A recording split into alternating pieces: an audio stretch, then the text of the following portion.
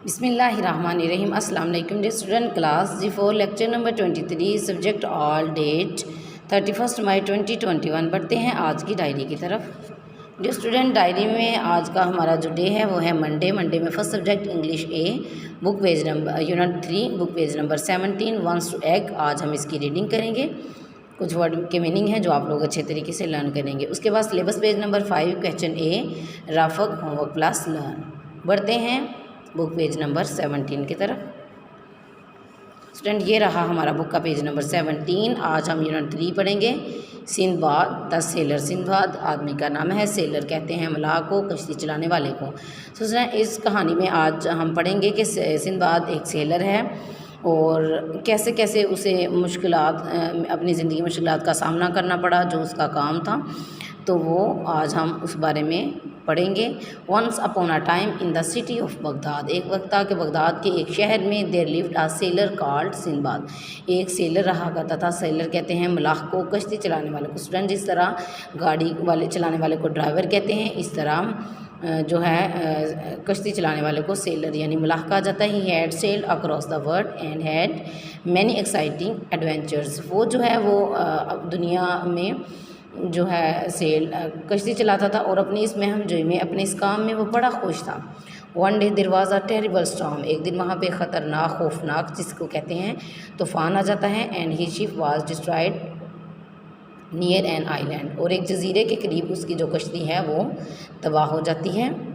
Sinbad swum to the shore. अब वो तैरता हुआ किनारे तक चला जाता है। एंड वाज सो टायर्ड, और वो इतना थक चुका है that he fail fast asleep, कि वो गहरी नींद में चला जाता है। ही वोक अप टू हियर। जब वो जागता है तो वो सुनता है द फ्लैपिंग ऑफ विंग्स कहते हैं पर को। एंड सा the shadow of a huge bird above. और अचानक से उसे ये फील होता है कि उसके ऊपर एक बहुत सारे बड़े बर्ड का साया है। Sindbad hid himself behind a rock. और वो अपने आप को एक पत्थर के पीछे छुपा लेता है। रॉक में पत्थर। The bird landed near him. जो परिंदा है उसके गिर्द लैंड करता है। तो student, next to it was a huge white egg. तो अगला जो लम्हा है वो उसके पास एक बहुत बड़ा सफ़ेद रंग का अंडा होता है। तो ये आपकी रीडिंग है वंस टू एग। आप इसको याद करेंगे। उस वर्ड के मीनिंग है एक्साइटिंग कहते हैं पुरजोश को, टेरिबल कहते हैं खौफनाक, स्टॉर्म मीन तूफ़ान। तो स्टूडेंट, आपने इस रीडिंग को अच्छे तरीके से याद करना है। जो स्टूडेंट, सिलेबस पेज नंबर हमारा 5 है। सिंदबाद द सेलर हम यूनिट नंबर 3 पढ़ रहे हैं। व्हाट इज़ द क्वेश्चन है what is the beginning of the story. कहानी के स्टार्ट में क्या बात चल रही है, क्या हो रहा है। Sindbad sails in a ship.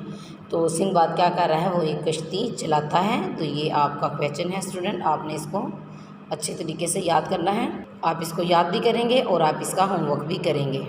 जो स्टूडेंट, डायरी में नेक्स्ट सब्जेक्ट है हमारा उर्दू ए, बुक पेज नंबर 17, साबुन से लेके छमाछम तक। आज हम इसकी रीडिंग पढ़ेंगे। और उसके बाद सिलेबस पेज नंबर 38, सवाल नंबर 1 और 2, राफक प्लस लर्न। बढ़ते हैं बुक पेज नंबर 17 की तरफ। स्टूडेंट, ये रहा हमारा बुक का पेज नंबर 17। बुक पेज 17 पे आज हम पढ़ेंगे साबुन की टिकिया। तो आप देखते होंगे घर में बच्चे नहाते भी हैं, खेलते भी हैं। कभी कुछ बच्चे ऐसे हैं जो खुशी से नहाते हैं, कुछ जब पेरेंट्स उनको नहलाते हैं तो वो रोने लगते हैं, कुछ खेलते हैं। तो आज हम इसी से रिलेटेड कुछ पढ़ेंगे। साबुन की टिकिया नन्ही सी बिटिया, पानी में छप छप करती है गपशप। पानी बहाए छींटे उड़ाए, लो झाग निकला, मुन्नू को देखा वो भाग निकला। जब मुँह धुलाए साबुन लगाए, मुन्नू अकेला सबको नचाए। लातें चलाए दम दम दमादम, आंसू बहाए छम छम छमाछम। तो स्टूडेंट, ये आपकी यहाँ तक रीडिंग है जिसको आप अच्छे तरीके से याद करेंगे। जो स्टूडेंट, हमारा सिलेबस का पेज नंबर है 38 पे साबुन की टिकिया हम पढ़ रहे हैं। तो सवाल नंबर 1 है इसका, इस नज़म के शायर का नाम क्या है। तो शायर का नाम क्या है, हसन आबदी शायर कहते हैं जिसने उस नज़म को लिखा है। तो उसका नाम क्या है, हसन आबदी। सवाल नंबर 2 है, इस नज़म में साबुन को बतौर किरदार लिया गया है। दूसरा किरदार मुन्नू है। दोनों क्या करते हैं। नज़म में से देख कर लिखें। तो देखिए, मुन्नू साबुन का इस्तेमाल करके कभी नहाता है कभी खेलता है। तो ये आपका लेसन है स्टूडेंट, जो आप लोग अच्छे तरीके से याद करेंगे। डियर स्टूडेंट, डायरी में नेक्स्ट सब्जेक्ट है हमारा science. Unit number 2 book page number 11 हम पढ़ेंगे कंप्लीट। कुछ वर्ड के मीनिंग है जो आप अच्छे तरीके से याद करेंगे। सिलेबस पेज नंबर 18 है, question number 1। Rough work, homework plus learn पढ़ते हैं बुक पेज नंबर 11 की तरफ। स्टूडेंट, ये है हमारा बुक का पेज नंबर 11। आज हम पढ़ेंगे unit number 2 food and balance diet. Food student कहते हैं ग़ज़ा को, खुराक को, और बैलेंस डाइट वो खुराक जो मतवाज़न है, सेहत के लिए अच्छी है, उस खुराक को क्या कहा जाता है? मतवाज़न ग़ज़ा, बैलेंस डाइट कहा जाता है। सबसे पहले रिकॉल को देखते हैं। Living things needs food to live. जानदार चीज़ों को, ये तो सबको पता है कि जानदार चीज़ों को ज़िंदा रहने के लिए खुराक की ज़रूरत होती है। Food is taken in through the mouth. हम खुराक किसके ज़रिए खाते हैं? मुंह के ज़रिए। Animal including humans can eat plant and other animals. अब एनिमल्स जो हैं, animal including humans can eat plant and other animals. Food give us energy to live and grow.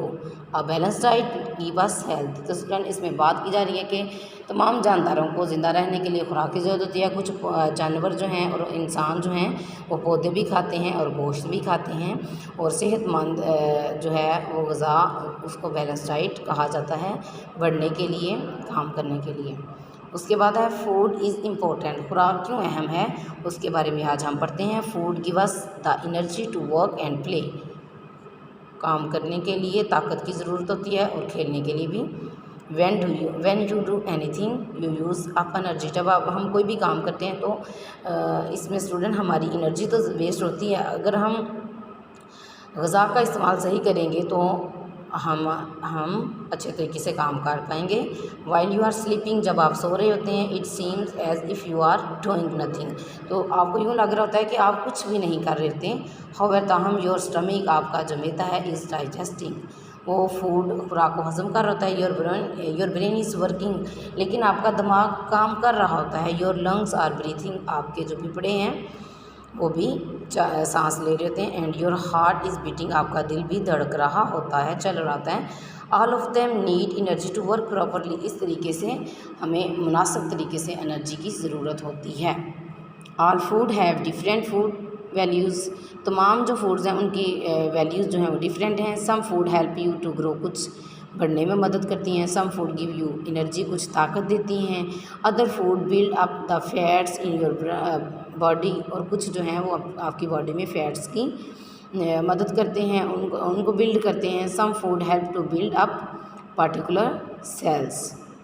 Some food help, और कुछ जो हैं, हर ग़ज़ा का, खुराक का अपना अपना काम है। उसके बाद है our body, your body to fight against germs. आपकी जो बॉडी है वो जरासीम के ख़िलाफ़ जो है लड़ती है। And prevent infection. If you eat only one kind of food, अगर आप एक ही किस्म की ग़ज़ा खाते हैं, it can not do all these jobs, ये तमाम काम नहीं कर सकती। So you need to eat a variety of food, तो इसके लिए आपको तरह तरह की खुराक का इस्तेमाल ज़रूरी है। To get all the nutrients you need. When you eat all the proper foods we say you have a balance diet. A balance diet keeps you healthy, एक मतवाज़न ग़ज़ा ही आपको सेहतमंद रख सकती है। अ बैलेंस डाइट कहते हैं मतवाज़न ग़ज़ा को। अ balance diet means eating the right variety of food in the right amounts. खुराक की सही मिकदार और सही टाइम पे उसको बैलेंस डाइट कहा जाता है। Eating a balance diet help us to be fit and healthy. हमें फ़िट और हेल्दी रखने में बैलेंस डाइट ही मदद कर सकती है। इस तरफ स्टूडेंट आपको कुछ जो है फूड्स नज़र आ रही हैं। Grains, bread, rice, potato, corn, spaghetti, porridge.